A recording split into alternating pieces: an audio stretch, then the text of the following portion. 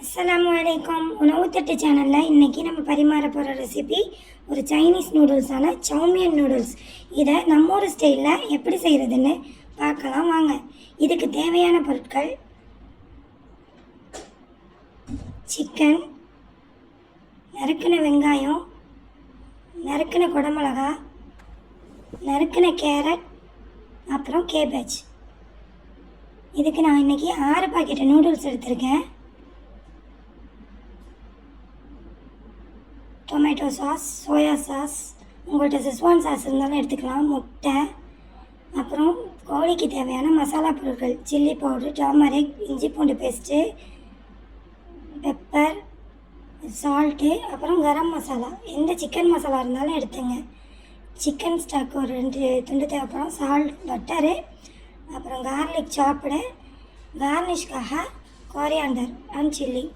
இப்போ நம்ம சிக்கனை மேரினேட் பண்ணிக்கலாம். அதுக்கு இஞ்சி பூண்டு பேஸ்ட் உள்ளக்க சேர்த்துட்டு எல்லா மசாலா தூளையும் கொஞ்சம் கொஞ்சமாக உள்ளக்க ஆட் பண்ணிக்கலாம். Chilli powder, turmeric powder, garam masala, pepper powder, உப்புத்தூள் தேவையான அளவு உப்பு சேர்த்துங்க. எல்லாத்தையும் போட்டு ஒரு அரை மணி நேரம் நம்ம இந்த கோழிக்கறியை மேரினேட் பண்ணி வைக்கணும். சோயா சாஸ், டொமேட்டோ சாஸ், உங்கள்கிட்ட செஸ்வான் சாஸ் இருந்தாலும் சேர்த்துக்கலாம், சில்லி சாஸ் இருந்தாலும் சேர்த்துக்கலாம். உங்கள்கிட்ட என்ன சாஸ் இருக்கோ அதெல்லாம் ஒரு 2 டேபிள் ஸ்பூன் ஆட் பண்ணி நீங்கள் ஒரு அரை மணி நேரம் இதை ஊற விடுங்க. அது இப்படியே மேரினேட் ஆகட்டும். இதுக்கிடையில் நம்ம நூடுல்ஸை அவிச்சிட்டு வந்துடலாம்.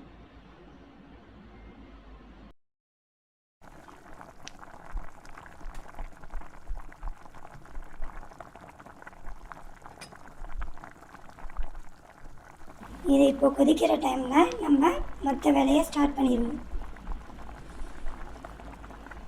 இது நல்லா இப்போ கொதிச்சிருச்சு. இதை ட்ரைன் பண்ணி எடுத்து வச்சுக்கிட்டு நம்ம இப்போ கோழிக்கறிக்கு உள்ள ப்ராசஸ் ஸ்டார்ட் பண்ணிடலாம் வாங்க. ஒரு கடாயில் ஆயில் ஒரு 2 டேபிள் ஸ்பூன் போட்டு பட்டர் ஒரு 25 கிராம்ஸ் ஆட் பண்ணி பட்டர் மெல்ட் ஆனதும் நம்ம மேரினேட் பண்ணி வச்சுருக்கிற கோழியை இது உள்ளக்க சேர்த்துடலாம். கோழி நல்லா ஃப்ரை ஆகணும். நம்ம கொடுத்துருந்த மசாலாவே மொத்த நூடுல்ஸ்க்குமே போதுமாக இருக்கும். உங்களுக்கு வேணும்னா நீங்கள் இன்னும் காரம் சேர்த்துக்கலாம். உங்கள் பசங்க எப்படி காரம் சாப்பிடுவாங்கங்கிறத பொறுத்து நீங்கள் உரப்பு ஆட் பண்ணிங்க. இது நல்லா இப்போ பொரிஞ்சோடனே இதை எடுத்து தனியாக வச்சுட்டு அதே கடாயை நம்ம சுத்தம் பண்ணி எடுத்து வச்சு ஆயில் சேர்த்து சாப் பண்ணி வச்சுருந்த கார்லிக்கை உள்ளக்க சேர்த்துடலாம். கார்லிக் நல்லா பொரிஞ்சதுக்கப்புறம் சாப் பண்ணி வச்சுருந்த வெங்காயம், அப்புறம் மற்ற காய்கறிகள். வெங்காயம் வதங்கினதுக்கப்புறம் நம்ம சாப் பண்ணி வச்சுருக்கிற எல்லா காயும் சேர்த்துக்கலாம். உங்கள்கிட்ட மஷ்ரூம் இருந்தாலும் பீன்ஸ் இருந்தாலும் உங்கள் பசங்க எது விரும்புவாங்களோ அந்த காய்கறிகள் நீங்கள் உள்ளக்க சேர்த்துக்கலாம். நான் இன்றைக்கி இப்போ வீடியோவில் காட்டின காய்கறிகளை சேர்த்துக்கிறேன். வெங்காயம் வதங்கிருச்சு. இந்த டைமில் கேரட், கேபேஜ்,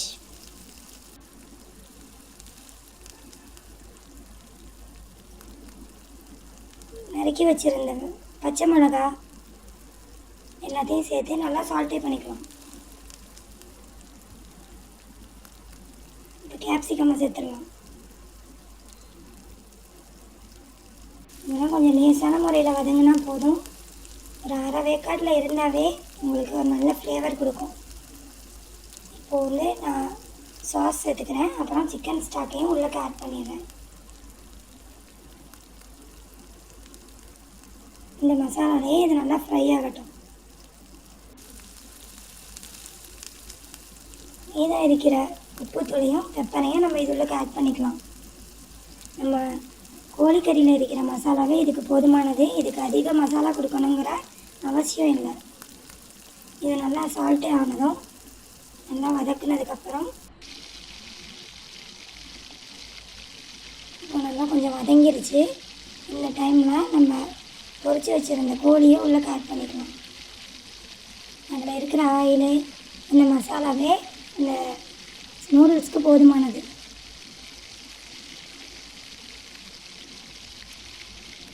இதை போட்டு நல்லா கிளறி நல்லா வதக்கிக்கணும். 2 நிமிஷம் இது நல்லா இந்த ஜூஸி இந்த சாரெலாம் வந்து எல்லாம் ஒன்றா மிங்கிள் ஆகிற வரையும் கொஞ்சம் நல்லா வதக்கிங்க.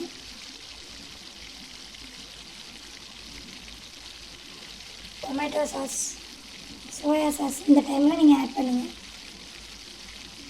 என்கிட்ட சில்லி சாஸ் இல்லை, உங்கள்கிட்ட சில்லி சாஸ் இருந்தாலும் ஆட் பண்ணிங்க. அது நல்லா ஃப்ளேவர் கொடுக்கும். பசங்க ரொம்ப விரும்பி சாப்பிடுவாங்க. இந்த மாதிரி நம்ம கொலையாக மசியாக ஆக்கி கொடுத்தோம்னா ஒரு தடவை ட்ரை பண்ணி பார்த்துட்டு கமெண்ட்டில் சொல்லுங்கள். இன்ஷா அல்லாஹ். இதெல்லாம் ஒன்று சேர நல்லா கலரி விட்டதுக்கப்புறம் நம்ம இதுக்கு நூடுல்ஸை ஆட் பண்ண போகிறோம். ஏற்கனவே நம்ம அவிய வச்சு எடுத்து வச்சுருந்த நூடுல்ஸை உள்ளக்கா கொஞ்சம் கொஞ்சமாக ஆட் பண்ணி இதை நல்லா சுற்றி விட வேண்டியது தான். ஒன்று சேர நல்லா கிளறி விட்டுக்குவோம்.